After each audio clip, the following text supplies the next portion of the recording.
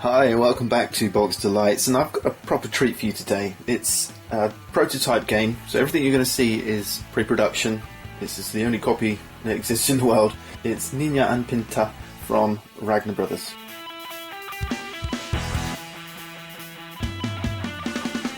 Ninja and Pinta were two of three Spanish ships used by the Italian explorer Christopher Columbus on his first voyage in 1492 to the West Indies.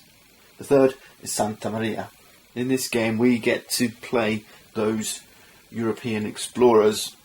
This is an economic Euro with kind of a little thematic twist. What you're seeing here is the Americas, and there's three worlds, okay, and they've got this, they're calling this the first quantum game. The idea here is you've got three parallel worlds, and you're going to be building economies in each of these three worlds and using those economies to develop culture, towns, cities, settlers, and you're kind of sailing each of your three ships to each of these three independent worlds and earning victory points to win the game. Now, you can only sail one of your three ships to each of these worlds. Okay, so one is going to be the Nina world, one will be Santa Maria, and one Pinta. You've got to decide how you're going to balance your resources and spend your resources and develop each of those three worlds, what we call the new worlds, and bring revenue back to the old world. It's a game designed for 1 to 4. I'm going to show you the one-player game, and we have an automata. You can chuck the automata into your regular games if you wish. The gameplay is pretty much the same way, whether you're playing 1, 2, 3 or 4 as a player, but it's very, very interactive. What you're doing in these very constricted economies, you're all going to be competing with each other. Okay, so the dynamics of the game do change, and they do scale the game with the number of players, with the player count. Now the automata is still a little bit of a work in progress. What I'm going to show you now is just where he is right now. The rules are pretty straightforward. It's a fixed game of 6 eras, so it doesn't have to take very long to play, and it will just scale up depending on how many players you've got. Let me go ahead and set everything up here and dive straight into the gameplay. We're pretty much set up now, and we're set up for a 2-player game. Like I say, 1 player for me and 1 for the automata. We just need to give these remaining land tiles a bit of a shuffle. What you can see is we've got land tiles that are random. There's 5 land tiles for each of the new worlds, so the variability in setup is huge. And we've just randomly selected one of the 7 lands from the stack.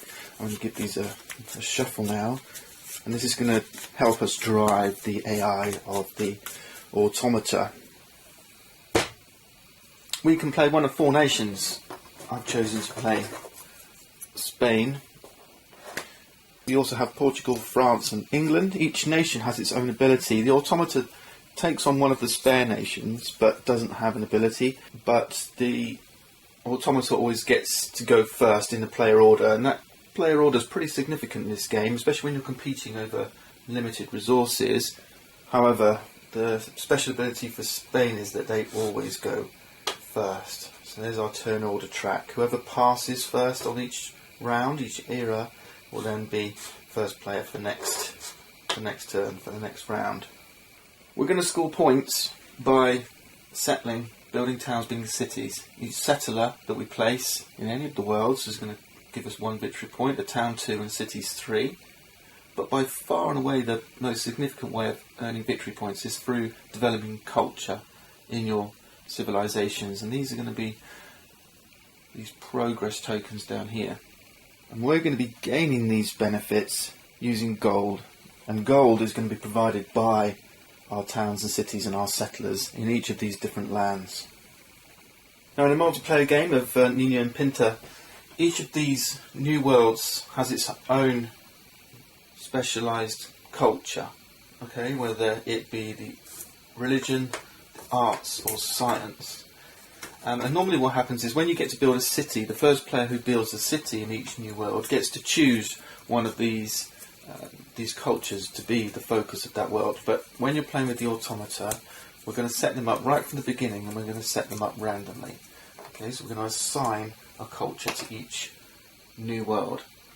So Santa Maria has science, Nina has religion, and Pinta is the arts world. Okay, I know this is Pinta because it's got the P here. Santa Maria, Nina. So I'm going to be sending each of my 3 ships to these 3 worlds respectively. Nina is always going to sail here, Pinta here, Santa Maria here. Let's kick off the game with the first phase, which is establishing a new era. And this kind of tells you what development's going on.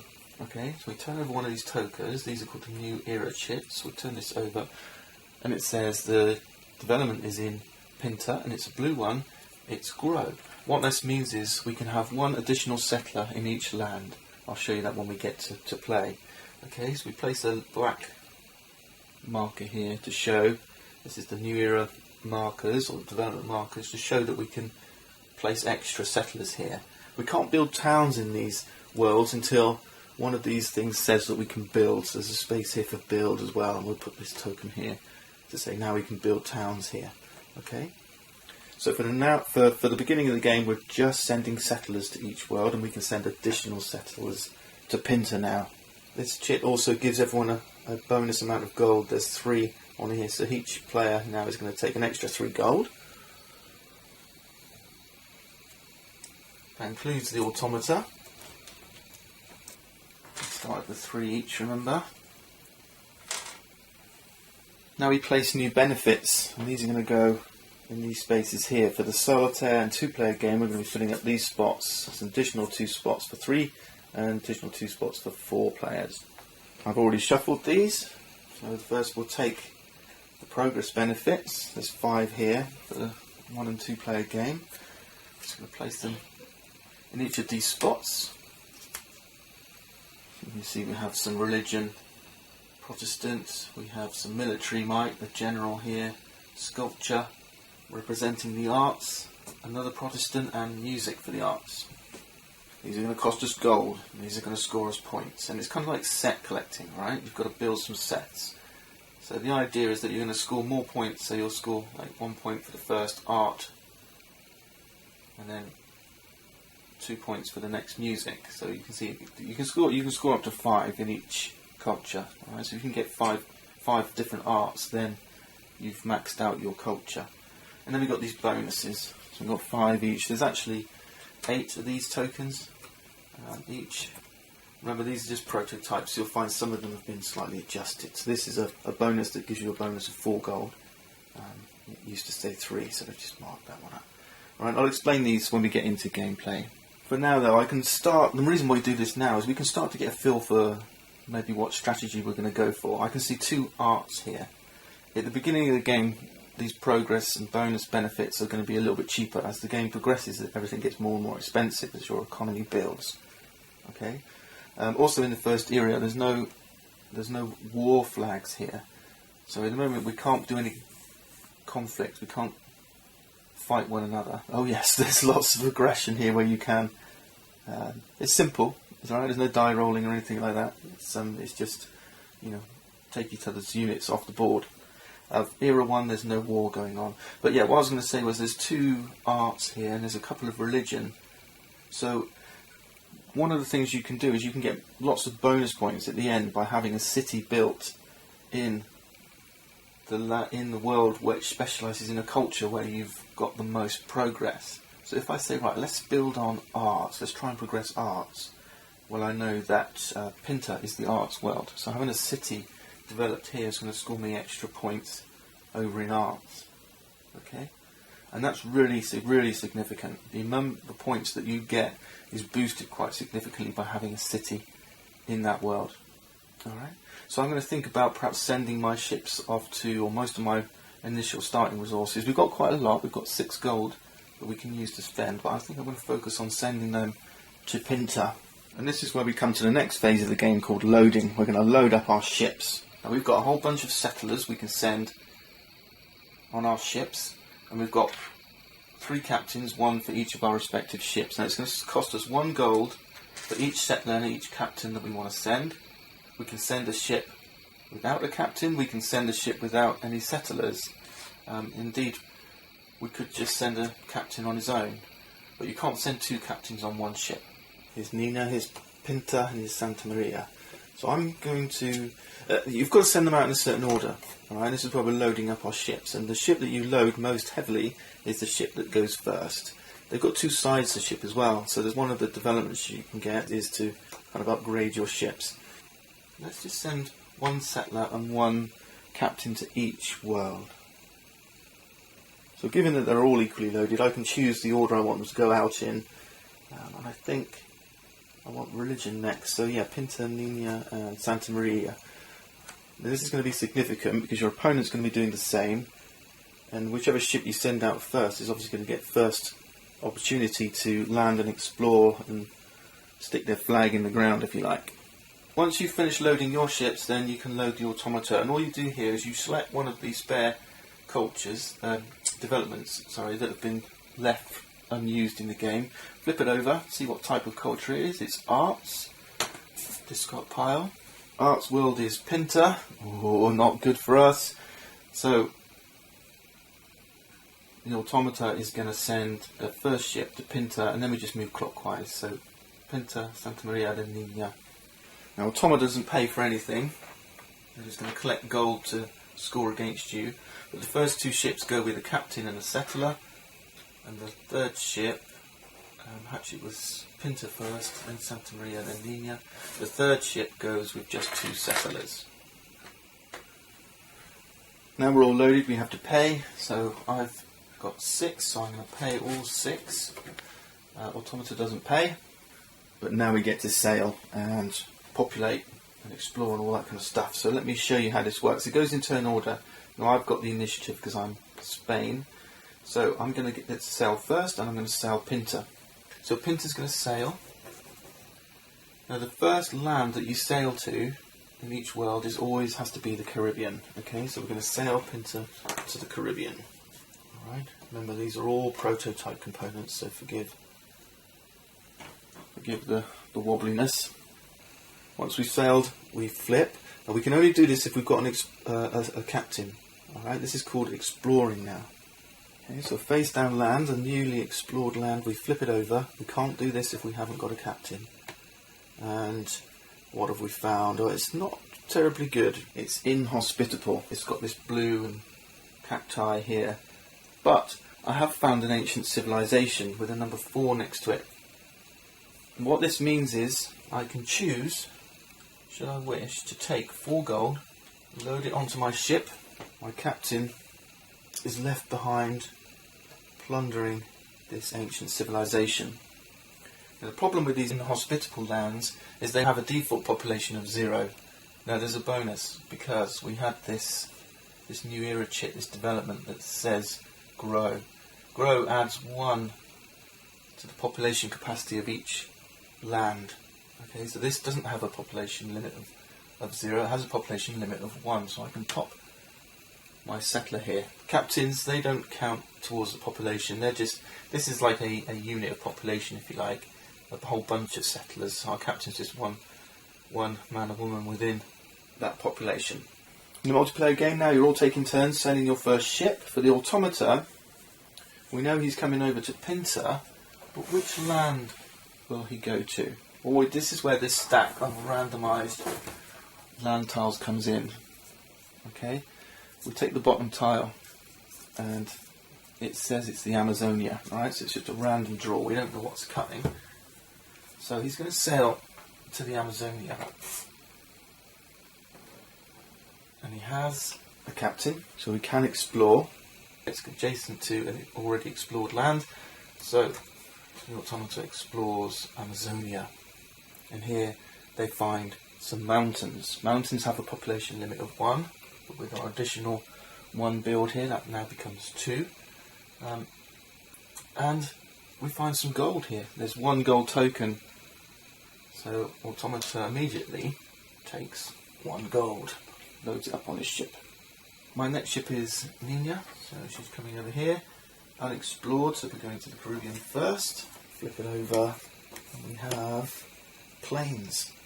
Okay, plains have a population limit of 1. There's no grow development here, so this is now maxed out, 1 settler here. And we've got 2 coins, ignore that one's crossed out, that was just for balancing. 2 gold. So we immediately load up with 2 gold. Second ship for Automata is Santa Maria, so they're off to the Caribbean. We do draw, but obviously there's nothing we can do here whilst the Caribbean, but if whatever land it was, it would just look round clockwise until they could do something. And it's mountains again, and this time we found a gold mine. And this gold mine has a 3 next to it. So what we do here is we place 3 gold in the mine, and then when we come to the phase where we get to generate income, every settler here can mine a gold and put it on the ship. And of course I could now send a settler here and try and exploit that gold, except we're in mountains with only a population of 1. Now if we were playing a 3-player game, then the population would go up to 2, so I could do that. Right? So it scales on the number of players in the game, and that makes it for a much tighter game. They've really done a good job of that simple mechanism to enforce players into conflict. The final ship then is the Santa Maria. Remember, I can explore in any adjacent land. Now I could have, I could bring in a settler here and choose to attack, but there's a rule that says you cannot harbour at a land where there's a captain if you've got a captain. Alright, so I can't come in here. This captain's kind of protecting his settlers. Without that captain there, captures are valuable, I could now come in here, have a conflict and fight for the Caribbean. As it goes, I'm going to go for the Amazonia, I think. So I'm going to harbour up here, flip it over, see what we get.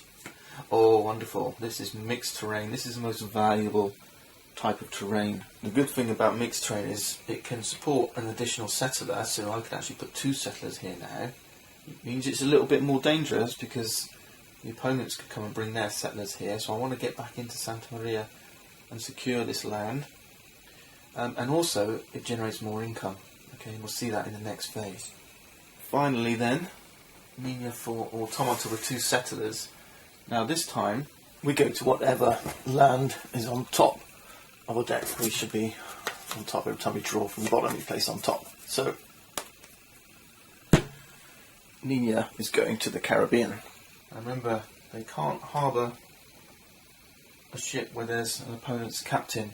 So they'll have to look clockwise for another land. Because it's the first round of the game, there's nothing they can do. This ship has to sail back to the old world. Right. Next phase then, this is what we call the govern. So we've brought our captains and our ships and our settlers to new lands. Now we get to govern. And in the govern we get to draw our income, build towns and cities, and then sail back.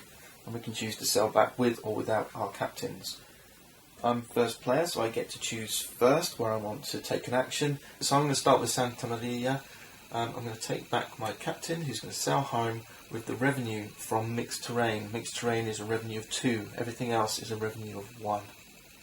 But it's revenue per settler. Okay, so I've got 1 settler times 2, 2 gold. Take this back on the ship with me.